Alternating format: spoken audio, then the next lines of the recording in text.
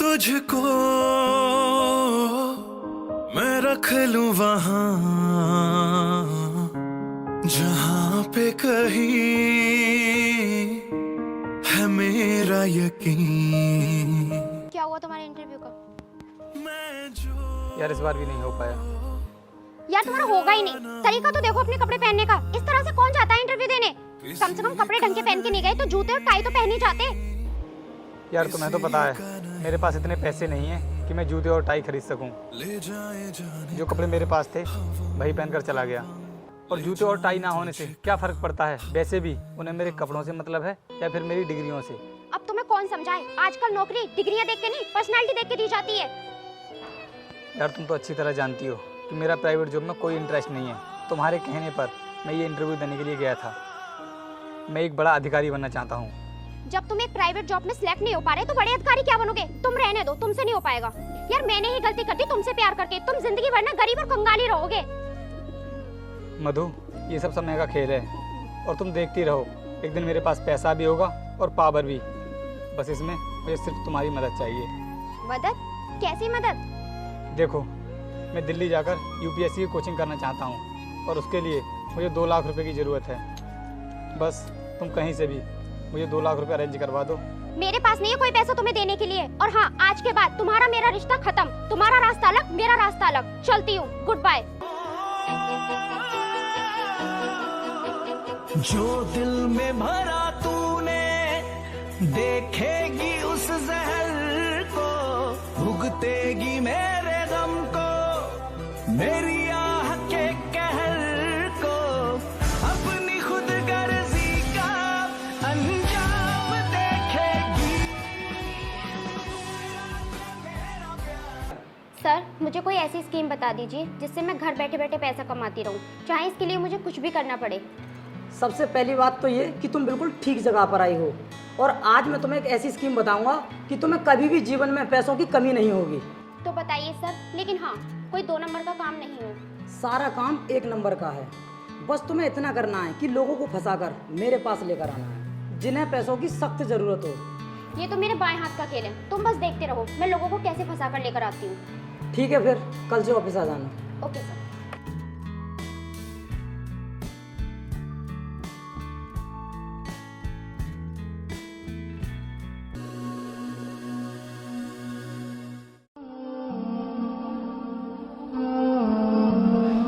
अरे मैडम, आप ही से बात हुई थी क्या मेरी? हाँ, बैठिए। शुक्रिया। मुझसे ही बात हुई थी आपकी। बोलिए, कितने पैसे चाहिए आपको? मैडम, मुझे मेरी बहन की शादी के लिए 3 लाख रुपए की ज़रूरत है। देखो, पैसे तो हम तुम्हें दे देंगे, लेकिन हमारी जो संस्था है वो एक समाज सेवी संस्था है जो पैसों पर ब्याज नहीं लेती है। मैडम, मैंने आपकी संस्था का नाम बहुत दूर दूर तक सुना है, इसलिए मैं आपके पास आया हूँ। लेकिन इसकी क्या गारंटी है कि तुम 1 महीने बाद हमारा पैसा वापस कर दोगे? आप मेरा विश्वास कीजिए, 1 महीने बाद मैं आपका सारा पैसा वापस कर दूंगा। इसके लिए आपको एक एग्रीमेंट पे साइन करने होंगे। यदि आप हमारा पैसा वापस नहीं करते हो तो हम आपके ऊपर कानूनी कार्रवाई। हेलो सर, वो लड़का यहाँ से निकल गया है। आप जल्दी से रेडी हो जाइए, मैं भी यहाँ से निकलती हूँ। ठीक है।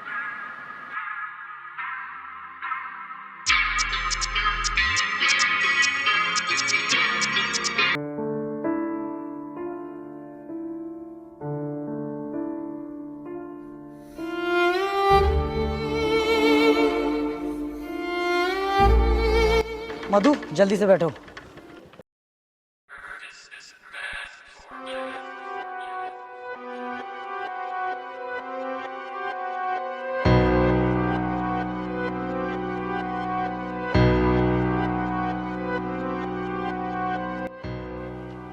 चल, ये पैसों का बैग हमारे हवाले कर दे, वरना एक ही गोली में तेरी खोपड़ी बिखेर दूंगा।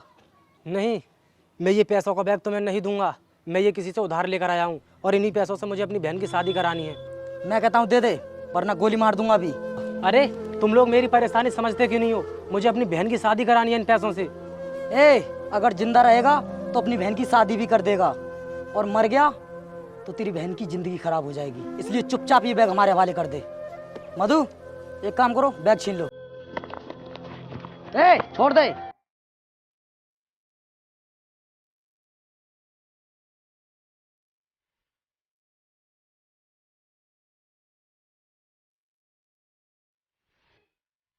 हे भगवान, मैं अब अपनी बहन की शादी कैसे करा पाऊंगा? और 1 महीने बाद मुझे उन साहब जी के पैसे भी लौटाने हैं। सब बर्बाद हो गया।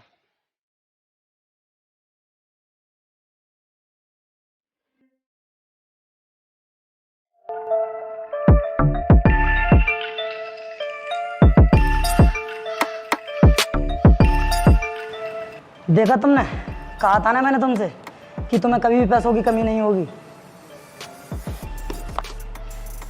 देखो, कुछ ही देर में हमने पूरे 3 लाख रुपए कमा लिए।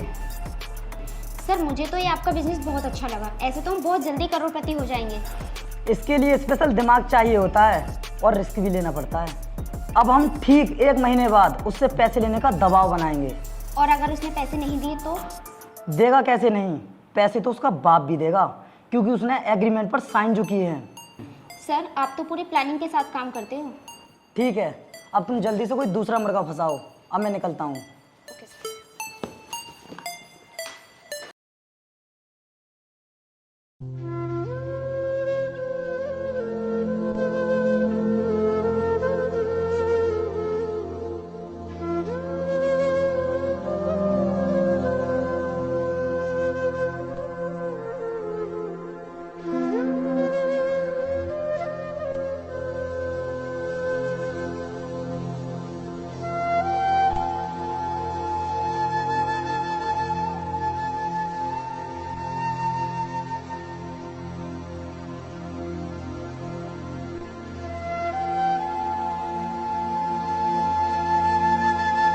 ए, चल बे, तेरा टाइम पूरा हो गया, हमारे पैसे वापस कर।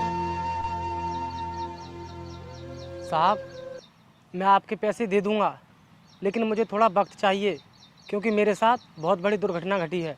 इसीलिए तो मैं लोगों को पैसे नहीं देता हूँ, क्योंकि तरह तरह के बहाने बनाने लगते हैं काम निकल जाने के बाद। मेरा यकीन करो साहब, मैं बहाना नहीं बना रहा हूँ। आपके यहाँ से निकलने के बाद कुछ लोगों ने मेरा पैसों का बैग छीन लिया। पैसे छीन लिए या तू पैसे देना नहीं चाहता? नहीं मैम साहब, ऐसी बात नहीं है, मैं पैसे दे दूंगा। कान खोल कर सुन ले, तेरा एग्रीमेंट है हमारे पास, पैसे तो तुझे देने ही होंगे।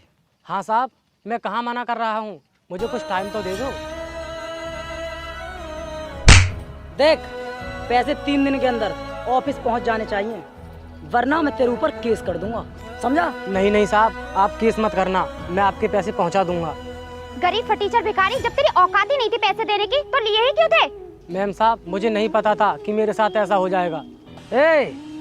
3 दिन, सिर्फ 3 दिन का टाइम है तेरे पास, याद रखना। चलो मधु।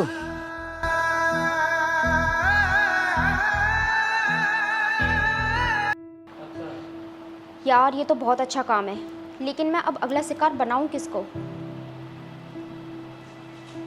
हाँ याद आ गया, था तो मेरा एक पुराना एक्स बॉयफ्रेंड, उसी को फंसाती हूँ, उसे भी तो पैसों की ज़रूरत थी।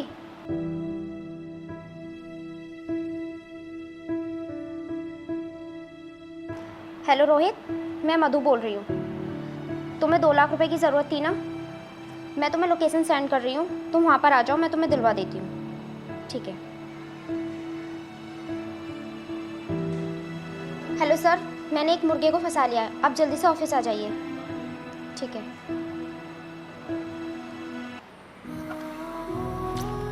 मैं कम सर? यस, कम इन। बैठो। Thank you sir.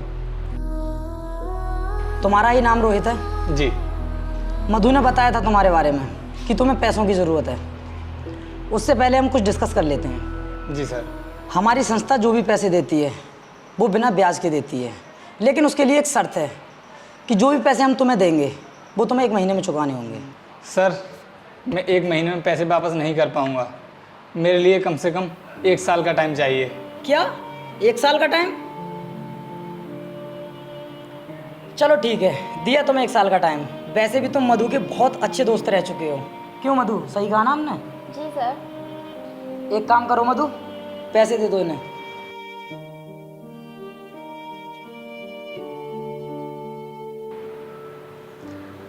सर, आपका बहुत बहुत धन्यवाद जो आपने मेरी मदद की। ठीक है सर, मैं चलता हूँ। देखते हैं बेटा तो इन पैसों को कितनी देर रखता है, क्योंकि वैसे भी ये 20 मिनट बाद हमारे पास ही आ जाएंगे। ठीक है मधु, हम जल्दी से कपड़े चेंज कर लेते हैं और फिर काम पर निकलते हैं।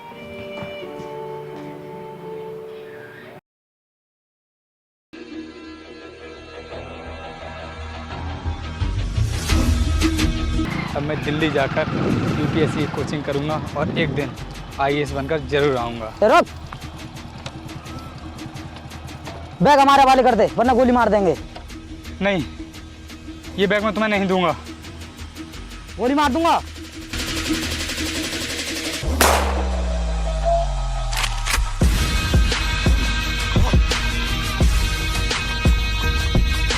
बैग दे दो मेरा।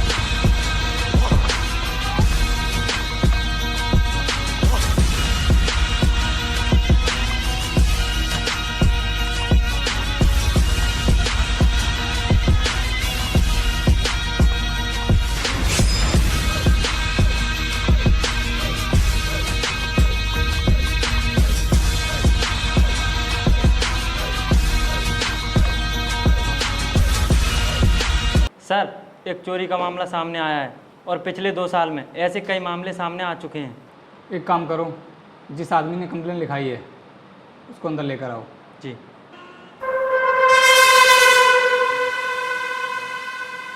सर, ये हैं वो जिन्होंने कंप्लेंट लिखाई है। ठीक है, सच सच बताओ तुम्हारे साथ क्या हुआ था। सर, जैसे ही मैं वहाँ से पैसे लेके निकला तो कुछ गुंडों ने मुझे घेर लिया और सर मुझे ऐसा लग रहा था कि वो पहले से ही प्लानिंग करके बैठे हों। वो पैसे आपने कहाँ से लिए थे ये आप हमें बता सकते हैं? जी साहब, इस शहर की सबसे बड़ी समाज सेवी संस्था है, वहाँ से पैसे लिए थे सर। क्या मैं उस समाजसेवी संस्था का नाम और पता जान सकता हूँ? जी सर, सर इस पते पर गया था मैं।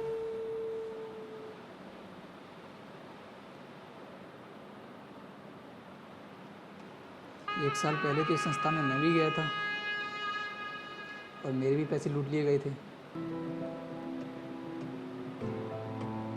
इंस्पेक्टर, एक काम करो, तुम इन संस्था को एक बार विजिट करो और वहाँ जाकर पैसों की डिमांड करो, तब पता चलेगा कि आखिर इस संस्था में खेल चलता क्या है। तुम जा सकते हो। समय समय पर मुझे सूचना देते रहना। ठीक है सर, मैं चलता हूँ।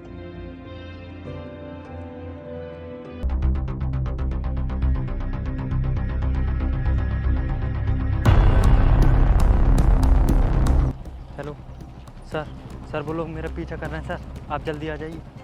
और सर कुछ ही देर में वो लोग मुझ पर अटैक करने वाले हैं सर।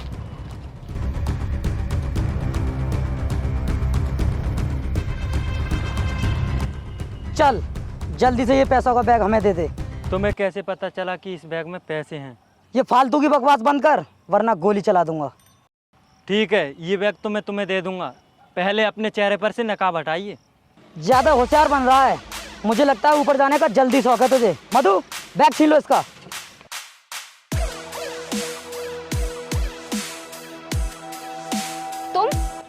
तुम अधिकारी कैसे बन गए?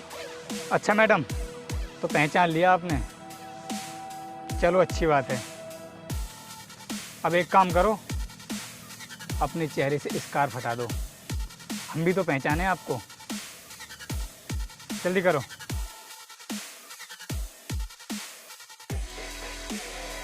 सर, सबसे पहले तो आप इसे पकड़िए, ये हमारे पैसे लेकर भाग रहा था।